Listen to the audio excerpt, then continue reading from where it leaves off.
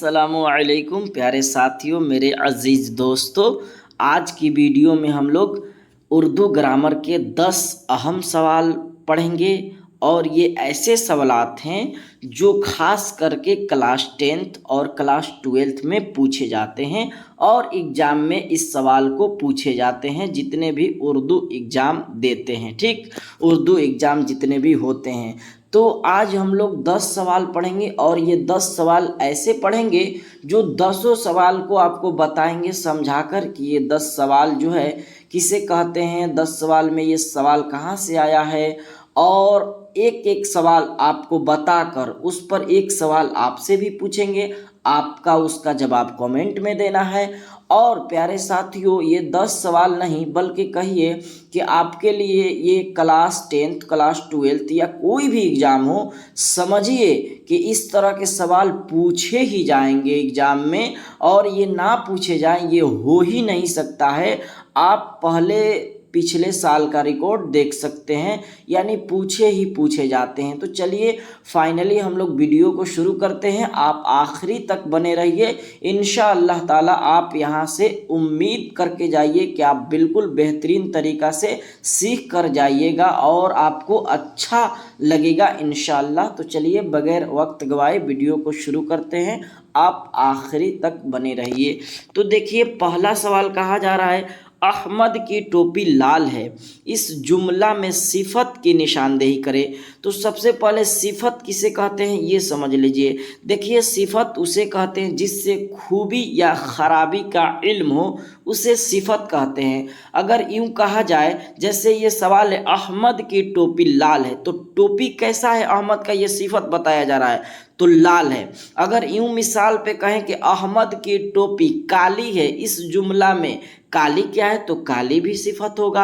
अहमद की टोपी रेड है, ब्लैक है, यानी जिस तरह का इस तरह से सवाल है वो क्या होगा, सिफत होगा। अगर कहें कि अहमद मोटा है, तो इसमें मोटा क्या है, तो मोटा सिफत है। अगर कहें अहमद क्या है, पतला दुबला है, तो पतला दुबला ये क्या है, ये सिफत है। कहेंगे अहमद के कलम बहुत अच्छा है, इस जुमला में सिफत के निशानदेही कीजिए, तो अच्छा क्या होगा, सिफत होगा। कलम की सिफत बताई जा रही है, यहाँ टोपी की सिफत बताई जा रही है, तो आप समझ गए होंगे कि सिफत किसे कहते हैं। अब आपसे इसी पर एक सवाल है, आप बताइए कि महमूद का लड़का अहमद बहुत नेक है, इस जुमला में नेक क्या है, आपको कमेंट में जवाब देना है। देखते हैं कि आप समझ पाए हैं कि नहीं। चलिए आगे की ओर हम लोग बढ़ते हैं। सवाल नंबर 2, वह लोग काम कर रहे थे, यह जुमला किस ज़माने से है। तो पहले बता दें ज़माने के जो है 3 किस्में हैं। ज़माने के कितने किस्में हैं, 3 किस्में हैं। अब ज़माने के 3 किस्में कौन कौन से हैं, तो एक है माजी, और दूसरा के बाद कहें तो एक है हाल, और तीसरा के बाद कहें तो एक है क्या प्यारे बच्चों, मुस्तकबिल। अब ये हाल, माजी, मुस्तकबिल किसे कहते हैं, तो देखिए ज़माने कितने किस्में, 3। अगर हम बात कहें, पहले ये सवाल को बताते हैं फिर आप समझ पाएंगे। तो वह लोग काम कर रहे थे, तो ये सही जवाब इसका हो जाएगा माजी। अगर आप ध्यान रहिए, था, थे, थी, अगर आखिर में रहे तो ये माजी होगा, यानी पास्ट टेंस। गुजरे हुए ज़माने को माजी कहते हैं। क्लियर है। अब बात करते हैं मुस्तकबिल। तो यही कहे कि वह, चाहे कहे कि अहमद पटना जाएगा, तो जाएगा अगर गा, गे, गी ये रहे तो ये मुस्तकबिल होगा। अगर यही कहेंगे अहमद राजा है, तो अभी के बात किया जा रहा है, यानी वर्तमान काल के बात किया जाए वो तो हो जाएगा हाल हो जाएगा। तो आप माजी, हाल, मुस्तकबिल समझ गए होंगे। अब आपको ये दूसरा सवाल का जवाब का कमेंट में जवाब देना है कि बताइए महमूद कल पटना जाएगा, ये ज़माने की किस ज़माने में है। तो ये ऑप्शन यही रहेगा, आपको ऑप्शन यही रहेगा, आप इसमें से ही जवाब दे देंगे कि अहमद कल पटना जाएगा, यह जुमला किस ज़माने में है आप बताएंगे। ये समझ गए होंगे, माजी, हाल, मुस्तकबिल।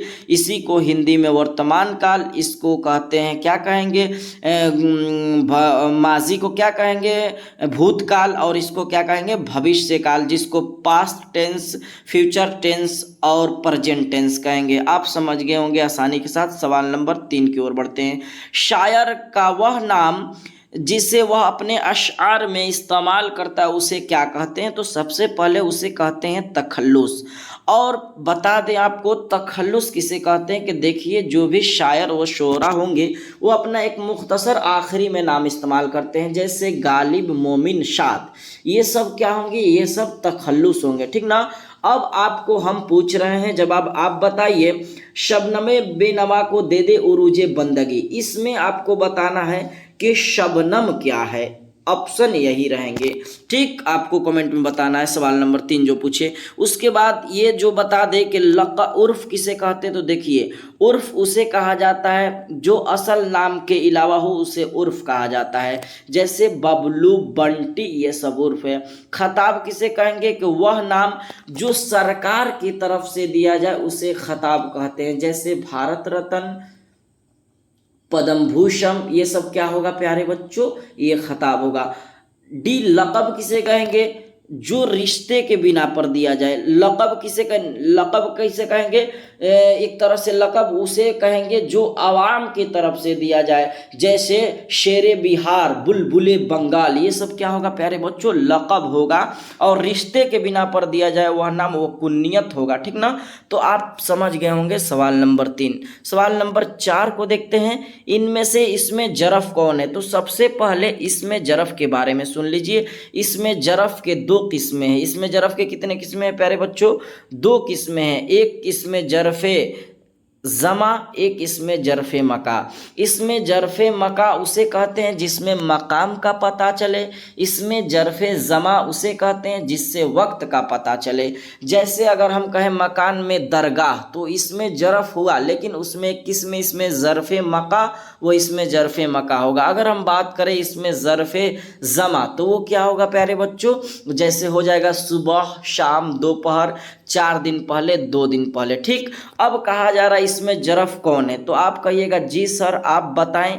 इसमें जरफ कुतुब खाना हो जाएगा, क्योंकि यह घर है जिसमें किताब रखा जाता है, ठीक ना। कलम, किताब, ये सब, कलम क्या है, इसमें आला है, ठीक ना। समझ गए आप आसानी के साथ। अब आपसे एक सवाल है और आपको बताना है, आपका सवाल सिर्फ एक है 4 नंबर से, कि आप इसमें जरफ के एक मिसाल दीजिए कमेंट में। चलिए सवाल नंबर 5 को देखते हैं। सवाल नंबर 5 है, कलमा की कितनी किस्में हैं। तो सबसे पहले आपको बता दें कलमा किसे कहते हैं। कलमा किसे कहते हैं प्यारे बच्चों, तो कलमा उसे कहते हैं जिसका कोई माना हो, यानी मानेदार अल्फाज को कलमा कहते हैं, ठीक। कलमा की 3 किस्में हैं। कलमा की कितनी किस्में हैं, 3 किस्में हैं। कलमा के 3 किस्में हैं। एक का नाम इस्म, एक का नाम फेल, और तीसरा का नाम हर्फ है, ठीक है ना।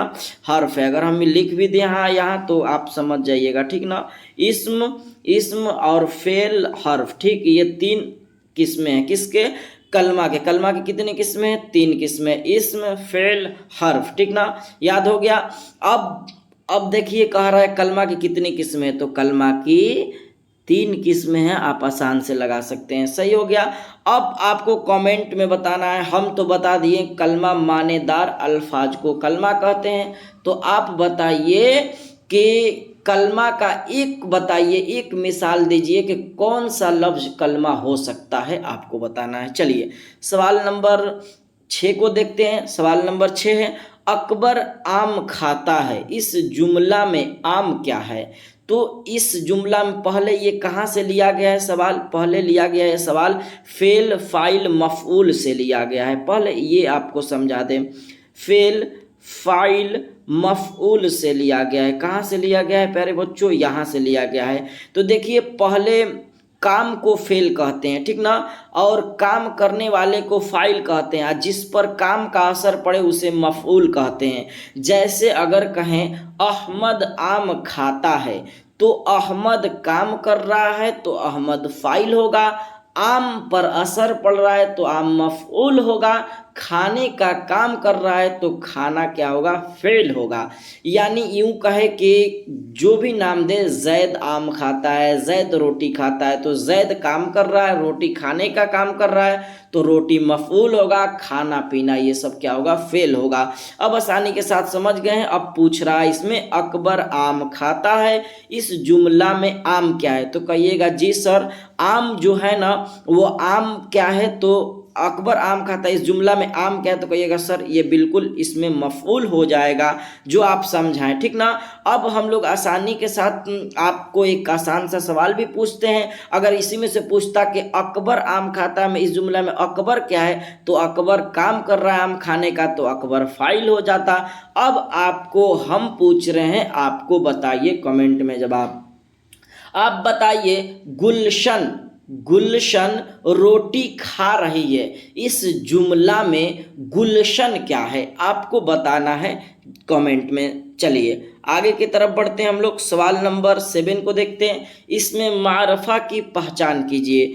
तो इसमें मारफा की पहचान अगर हम यूं कहें प्यारे बच्चों, इसमें मारफा किसे कहते हैं, इसमें मारफा जिससे किसी खास चीज का इल्म हो, जैसे कहें किसी खास चीज। और ध्यान रहे इसमें मारफा को इसमें खास भी कहा जाता है, इसमें मारफा को इसमें खास भी कहा जाता है, ये भी ध्यान रहे।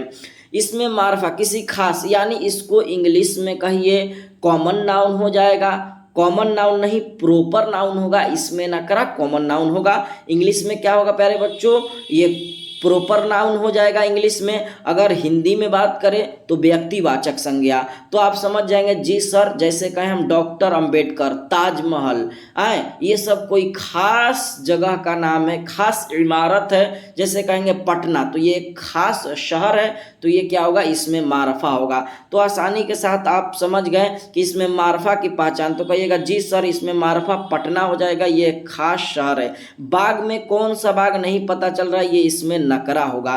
किताब में कौन सा किताब नहीं पता चल रहा है, ये भी इसमें नकरा होगा। लड़का ए में कौन सा लड़का, तो ये भी नहीं पता चलेगा, तो ये इसमें नकरा होगा। इसमें नकरा को क्या कहते हैं हम लोग, प्रॉपर नाउन, कॉमन नाउन कहते हैं, और हिंदी में उसको जातिवाचक संज्ञा कहते हैं, समझ गए। और उर्दू में इसमें नकरा कहते हैं। तो आप इसमें नकरा, इसमें मारफा आसानी के साथ समझ गए। अब आपके लिए एक मेरे तरफ से सवाल है 7 नंबर के लिए भी। देखते हैं कि कौन लोग 10 का 10 जवाब देते हैं, उनका कमेंट हम पढ़ेंगे इंशाअल्लाह ताला। तो अब बताइए आप, हम पूछ रहे हैं आपसे कि दर्जे जेल में से इसमें मारफा के एक मिसाल दीजिए। सिर्फ आपको यही सवाल रहेगा 7 नंबर का। चलिए 8 नंबर देखें। इसमें नकरा की पहचान तो पहले ही हम बता दिए। इसमें नकरा को जातिवाचक संज्ञा, इसी को कॉमन नाउन इंग्लिश में कहते हैं, जिससे पूरी जात का इल्म हो। जैसे पूरी जात का इल्म हो, तो देखिए ताजमहल तो ये खास इमारत है, ये तो इसमें मारफा होगा। अहमद एक खास लड़का, ये भी इसमें मारफा होगा। पटना भी क्या एक खास शहर है, तो भी इसमें मारफा होगा। लेकिन लड़का में कौन सा लड़का, ये इसमें नकरा होगा। सही जवाब डी हो जाएगा। ठीक, अब आपके लिए सवाल है कि इसमें नकरा के आप 2 मिसाल दीजिए, 2 मिसाल जो बहुत आसानी से आप दे सकते हैं। चलिए सवाल नंबर 9 को देखते हैं। इसमें तादाद की पहचान करें। इसमें तादाद किसे कहते हैं, जिससे अदद का इल्म हो। किसे कहते हैं, जिससे अदद का इल्म हो। जैसे अगर हम कहें प्यारे बच्चों, अदद यानी गिनती, काउंटिंग, पता चले उसकी तादाद कितनी है। अगर हम कहें 2000, 4000, 5000, 1, 2, 3, तो पता चल रहा है कि इसकी तादाद कितनी है। तो आप कहिएगा जी सर आप सही कह रहे हैं, ये 15 बिल्कुल करेक्ट आंसर हो जाएगा। समझ गए आप लोग।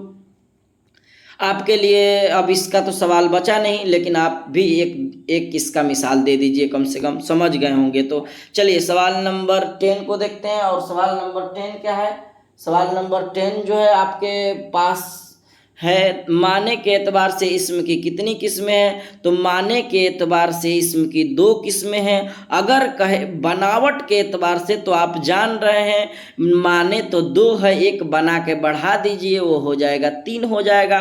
अगर कहे बनावट के एतबार से, तो 2 से 1 बढ़ा दीजिए यानी बना दीजिए, तो 3 हो जाएगा।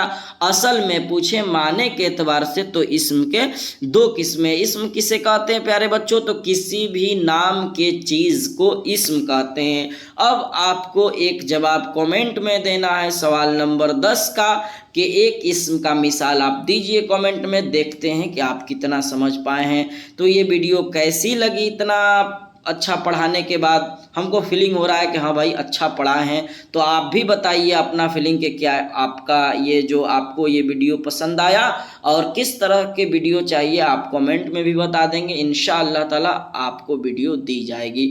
तो आज के लिए इतना ही, फिर हम लोग मिलेंगे अगली वीडियो में। अस्सलामु अलैकुम व रहमतुल्लाहि व बरकातुहू।